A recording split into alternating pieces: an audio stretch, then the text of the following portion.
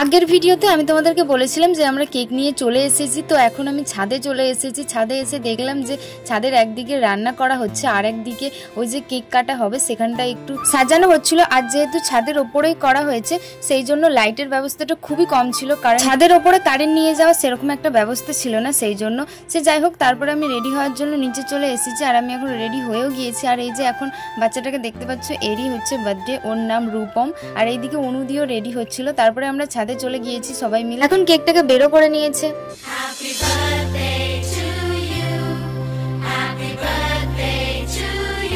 তো এইদিকে কেকটা কাটা হচ্ছিল আর এইদিকে আমরা সবাই মিলে দাঁড়িয়ে দাঁড়িয়ে দেখছিলাম। তারপর আমি ওর জন্য যে গিফটগুলো নিয়ে এসেছিলাম সেইগুলো ওকে দিয়ে দিই। আর ওই গিফটগুলোর মধ্যে একটাতে গাড়িও ছিল, সেই জন্য আরও বেশি খুশি হয়েছে। তারপর আমাদেরকে কেক দিয়ে যায় আর সেটা আমরা খেয়ে নিই। তারপর রাতের খাবার খেতে এখন বসে পড়েছি। আর অনেক কিছু রান্না হয়েছিল কিন্তু আমি ভিডিও বানাইনি, আর তাছাড়াও ভিডিওটা অনেক বড় হয়ে যেত। আর ব্লগটা কেমন লাগলো জানিও কিন্তু। বাই।